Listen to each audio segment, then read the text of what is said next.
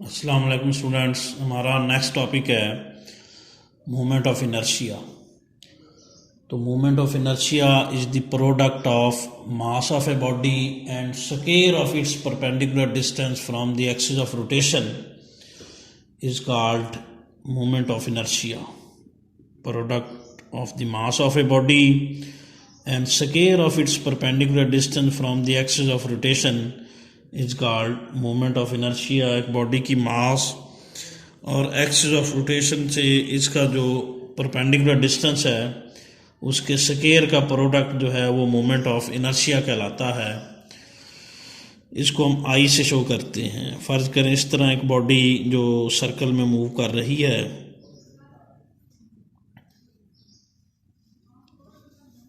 इस तरह कोई रॉड है, जिस तरह उससे मास लेस रॉड है, यानी रॉड की मास नहीं है, सब्जेक्ट की मास है, इस पर इधर फोर्स लग रही है। ये एक्सिस ऑफ रोटेशन से फोर्स का जो परपेंडिकुलर डिस्टेंस है वो आर है और ये इस तरह सर्कुलर मोशन कर रही है। तो न्यूटन सेकंड लॉ हम यूज़ करें तो इसके मुताबिक एफ जो है वो किसके इक्वल होता है, एम ए के। ये न्यूटन सेकंड लॉ है। दोनों साइडों को हम आर से मल्टीप्लाई कर देंगे टॉर्क बनाने के लिए। ये आर इंटू एफ हो जाएगा, ये आर एम ए हो जाएगा। ये फोर चूँकि सर्कल पर टेंजेंट है, इससे जो एक्सेलरेशन बनेगा वो भी सर्कल पर क्या होगा, टेंजेंट होगा, और इसे हम टेंजेंशियल एक्सेलरेशन कहेंगे। तो ए टी की वैल्यू पुट करेंगे। ये पीछे हमने ए टी की वैल्यू निकाली हुई है। ए टी जो है वो किसके इक्वल होता है, आर अल्फ़ा के। ए टी की जगह आर अल्फ़ा पुट कर देंगे, इधर आर एफ आ जाएगा, एम आ गया, वैसे साथ में आर भी आ गया, और एक टी की जगह क्या लिखेंगे, आर अल्फ़ा। तो आर एफ हो गया M R into R, R square, साथ क्या हो जाएगा, अल्फ़ा आ जाएगा।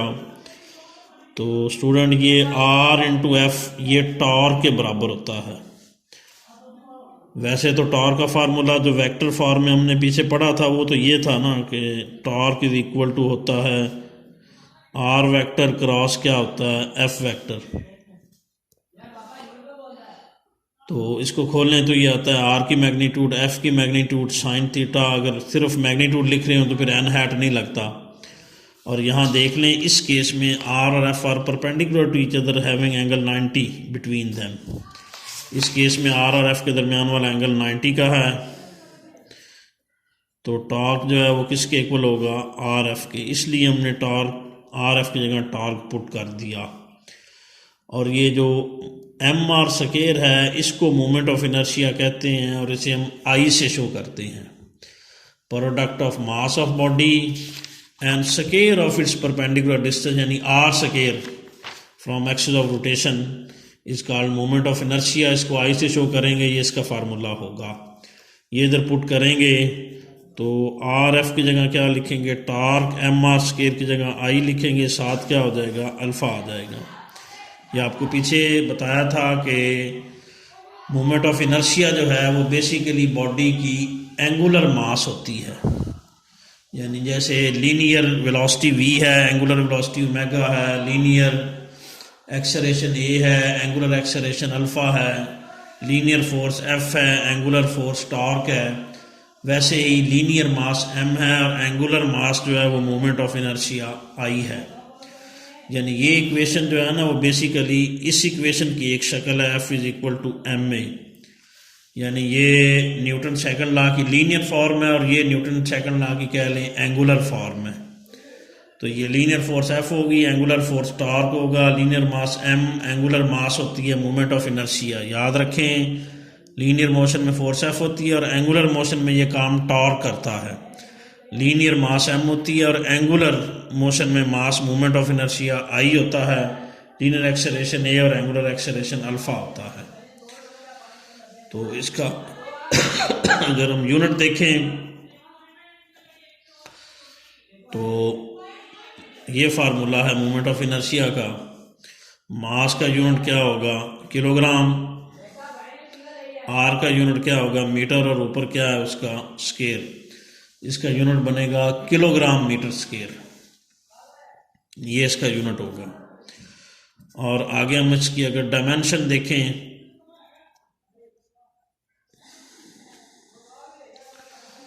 इसकी डायमेंशन अगर देखें तो मास की डायमेंशन जो है वो m होती है, डिस्टेंस की डायमेंशन l होती है, ऊपर उसका स्केयर है, और डायमेंशन किस तरह स्केयर ब्रैकेट से शो करती हैं। ml स्केयर इसकी डायमेंशन है, किलोग्राम मीटर स्केयर इसका यूनिट है। आगे हम रिजिड बॉडी के लिए मोमेंट ऑफ इनर्शिया का फार्मूला बनाएंगे। तो ये देखें आर एफ टॉर्क के बराबर हो गया। टॉर्क का हमने ये फार्मूला पढ़ा,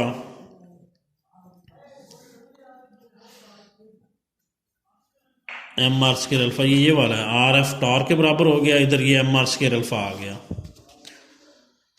तो ये रिलेशन है। रिजिड बॉडी एक इस तरह कोई भी टेढ़ी तिरछी शक्ल की है, तो इस तरह एक एक्सिस ऑफ ओ से गुजरता हुआ एक्सिस ऑफ रोटेशन है, यूं करके उसके गिरदा गिर्द ये घूम रही है, उसके गिरदा गिर्द ये रोटेट कर रही है।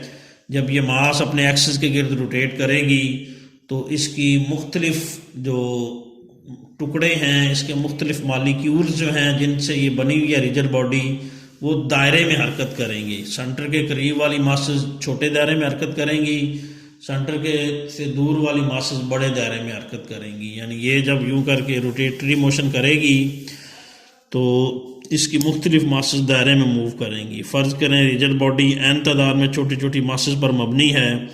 जैसे यहाँ एक मास m1 है, उसका ये जो O से परपेंडिकुलर डिस्टेंस या O से डिस्टेंस जो है वो r1 है। यहाँ एक मास जो है वो m2 है, उसका O से डिस्टेंस जो है वो क्या है r2। यहाँ कोई कह लें m3 है, या कहीं भी हो सकती है वो, इसका O से डिस्टेंस क्या है r3। तो जब ये इस तरह घूमेगी तो ये बड़े दायरे में हरकत करेगा, ये और ये m3 इस तरह छोटे दायरे में हरकत करेगा, क्योंकि इन सब के रेडियाई या एक्सिस ऑफ रोटेशन से फासले मुख्तलिफ हैं, तो इनके टॉर्क भी मुख्तलिफ होंगे। पहली मास में जो टॉर्क पैदा होगा मास m1 में, उसको हम टा1 कहेंगे। मास m1 है, उसका डिस्टेंस r1 और एंगुलर एक्सेलरेशन क्या होगा अल्फा1। दूसरी मास में जो टॉर्क प्रोड्यूस होगा उसको टा2 कहेंगे। मास m2 ये r2 स्केयर और इधर क्या हो जाएगा अल्फा2। तीसरी मास वाला टॉर्क m3 होगा, m3 वाला टॉर्क टा3 होगा, ये होगा m3 r3 का स्केयर और इधर क्या होगा अल्फा3। और आखिरी का टॉर्क टा n होगा, ये होगा मास mn rn और ये क्या होगा अल्फा n। n की कोई भी वैल्यू हो सकती है, अगर 20 टुकड़े की है तो n की वैल्यू 20 होगी, 25 की है तो n की वैल्यू 25 होगी, n की कोई भी वैल्यू हो सकती है। टोटल टार्क जो है वो इन सब का सम होगा। रिजिड बॉडी का जो टोटल टार्क है वो इन सब का सम होता है। टा1 प्लस टा2 प्लस क्या हो जाएगा टा3 से लेकर टा n तक। इनकी वैल्यूज पुट कर दें। ये है m1 r1 स्केयर अल्फा1, दूसरा m2 r2 स्केयर अल्फा2, आगे सो ऑन कर दें mn rn square alpha n। ये इक्वेशन नंबर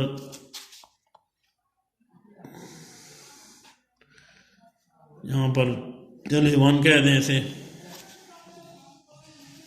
तो स्टूडेंट ये याद रखिए कि इनके जो एंगुलर एक्सेलरेशन अल्फा हैं वो सेम है, क्योंकि अल्फा का फार्मूला होता है delta omega over delta T, और ओमेगा का फार्मूला होता है थीटा ओवर टी या delta theta over delta T.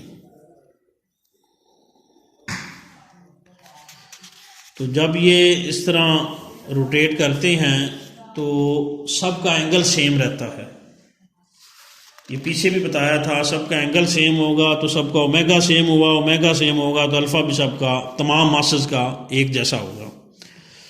जैसे ये पीछे भी एग्जांपल दी थी कि फ़र्ज़ करें ये एक मास है इस तरह, जो एक रिजिड बॉडी है, छोटी छोटी मासेस से मिलकर बनी है, ये रोटेट करे, आधा चक्कर मुकम्मल करके इस तरह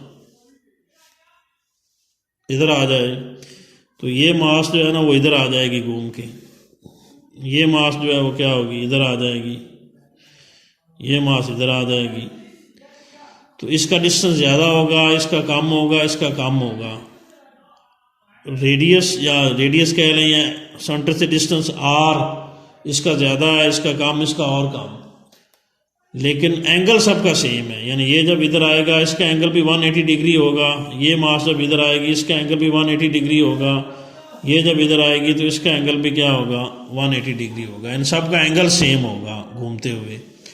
तो जब इस तरह रोटेटरी मोशन हो रही होती है तो तमाम मासेस का एंगल थीटा सेम रहता है, जिससे सबकी एंगुलर वेलोसिटी ओमेगा भी सेम होती है।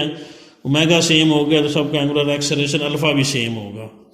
यानी alpha 1 is equal to alpha 2 is equal to alpha 3, सारे बराबर होंगे और सारे किसके इक्वल होंगे, अल्फ़ा एन के। सारे अल्फ़ा एन ये सारे बराबर होंगे, सारे अल्फ़ा के बराबर कह लें। अल्फ़ा 2 अल्फ़ा 3 अल्फ़ा 5 से लेकर अल्फ़ा एन तक सारे बराबर हैं और सब की जगह अल्फ़ा क्या लिख दें इस इक्वेशन में। ये M1 R1 स्केयर अल्फ़ा 1 नहीं लिखेंगे, अल्फ़ा लिखेंगे, यहाँ भी अल्फ़ा लिखेंगे आगे। इस तरह M2 R2 स्केयर आगे भी अल्फ़ा आएगा, आखिरी में भी MN RN स्केयर आगे भी अल्फ़ा आ जाएगा। तो इन सब में अल्फ़ा जो है वो क्या होगा, कॉमन आ जाएगा, बाकी रह जाएगा M1 R1 square plus M2 R2 square से चलते चलते ये आएगा MN RN स्केयर। इन सब का सम जो है वो हम सिग्मा की शक्ल में लिखेंगे, क्योंकि सारी टर्में ऐड हो रही हैं और सब में MR स्केयर है। तो इनका सम फिर यूं बनेगा सिग्मा MR स्केयर, क्योंकि सब में MR स्केयर है। तो इनका सम सिग्मा MR स्केयर हो गया। नीचे वाला वेरिएबल चेंज हो रहा है, उसको हम I से शो कर देते हैं। यहाँ I की वैल्यू 1 है, यहाँ I की वैल्यू 2 है, आगे 3 होगी और आखिरी I की वैल्यू N है। यानी I की वैल्यू 1 से लेकर कहाँ तक चेंज हो रही है, N तक। सिग्मा का मतलब सारी टर्में ऐड हो रही हैं। तो ये इनका सम होगा। अल्फ़ा बाहर कांस्टेंट था वो वैसे आ गया ये वाला, इसको इक्वेशन 2 कह लें। तो स्टूडेंट हम ये फार्मूला भी पीछे पढ़ चुके हैं, ये देखें टा जो है वो किसके इक्वल होता है, आई अल्फ़ा के। इस रिलेशन को दोबारा यूज़ करेंगे moment of inertia for rigid body बनाने के लिए। टा जो है वो किसके इक्वल होगा, आई अल्फ़ा के। इन दोनों इक्वेशनों को अगर हम कंपेयर कर दें, लेफ्ट हैंड साइड बराबर है, राइट हैंड साइड भी बराबर होंगी, तो अल्फ़ा अल्फ़ा से कट गया, आई इसके बराबर होगा 1 to n MI RI square. तो रिजिड बॉडी के मोमेंट ऑफ इनर्शिया का ये फार्मूला होता है सिग्मा MI RI स्केयर।